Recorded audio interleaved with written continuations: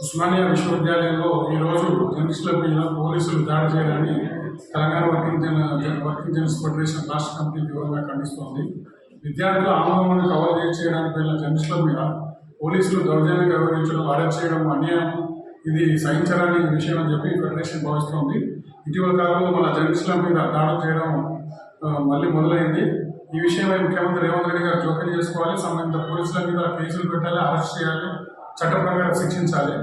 ఒకవేళ జర్నలిస్టుల చర్యలకు సంబంధించి కానీ వార్తలకు సంబంధించి కానీ ఏమైనా అభ్యంతరాలు ఉంటే ప్రెస్ కౌన్సిల్ ఫిర్యాదు చేసుకోవాలి. కానీ భౌతిక దాడులకు పాల్పడే హక్కు, అధికారం పోలీసులకు ఉండదనేది గుర్తించాలని చెప్పి ఈ సందర్భంగా డిమాండ్ చేస్తున్నాం.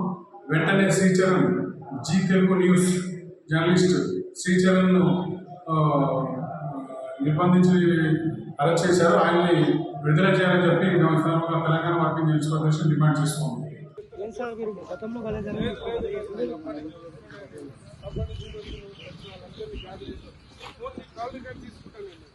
ఎవరెవరికి ఫోన్లు చేసి పిలిపించుకున్నావు తీసుకుంటా. నువ్వు ఎవరెవరికి ఫోన్లు చేసి పిలిపించుకున్నావు, నువ్వు ఎవరెవరికి ఫోన్లు చేసి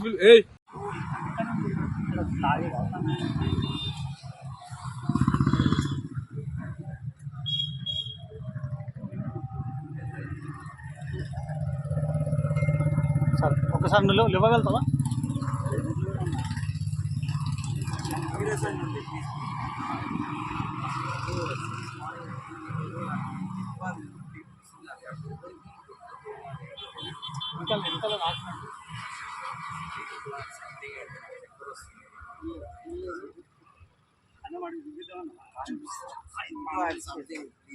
సార్ పండి